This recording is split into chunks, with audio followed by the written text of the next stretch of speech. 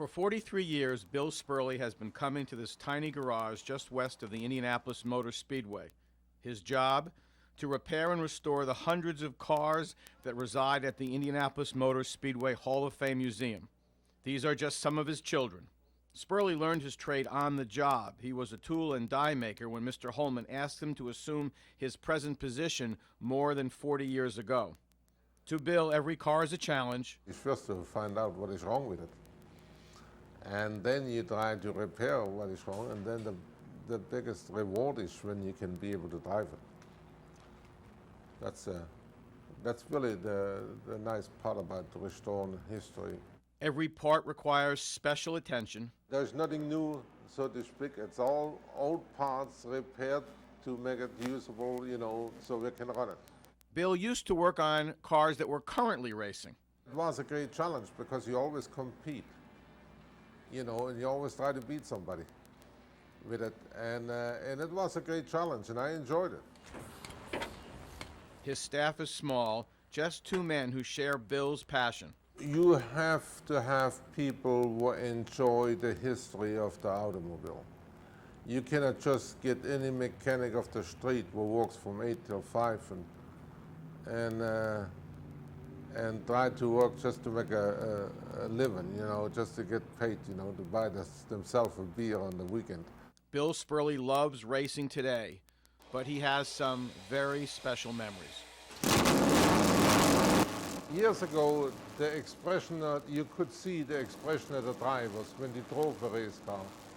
And you also seen the strength, what it took to drive a race car. In comparison today, you don't see nothing. You don't see the driver's head. You don't see his expression when he drives. You could hear the strength of a car in a high-performance engine.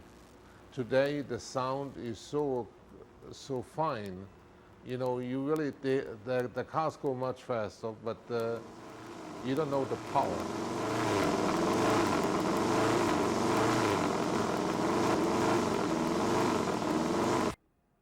Almost every car you see on display at the Indianapolis Motor Speedway's Hall of Fame Museum is still drivable. Sometimes it takes a while till I find all the pieces around here.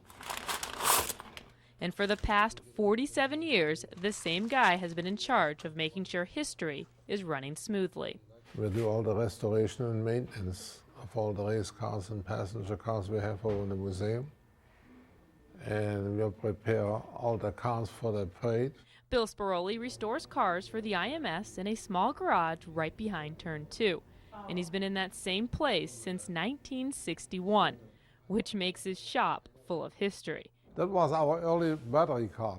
It's about 50 years, 40, 50 years old. From the old coffee cans he uses to store nuts and bolts that sit on the shelves to a vintage Indy 500 clock on the wall. Bill has seen it all over the years. Oh, technology has changed during the years. And it's getting a little bit more complicated, during the years. But in general, the engines are still about in the same principle.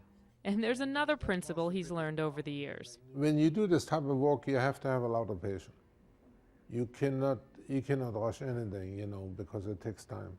Patience is an understatement. Just ask him about a Maserati. It's a project that started in 1969. And I try to find all the pieces for it. And that's the rough things, to find the parts for it. Because they only built the 3 of those. The car is still not together, but he has found all the pieces. The engine I got about in 1977, 78, something like this. The chassis we restored about 15, 18 years ago. So you just need but I didn't have the engine, and in the meantime I found the engine. And that's the original engine belongs in the car. It was hidden someplace, and you found it. And lucky-wise I found it. Most projects don't take decades like the Maserati, but they do take time. For example, restoring Al Unser's winning car from the 1987 Indy 500. And this is a challenge. This one is a bad challenge because there's a lot of body work. And you cannot buy no parts for it anymore, for the body. Bill and his 2 assistants got it to run, just like they did with this 1909 Indian.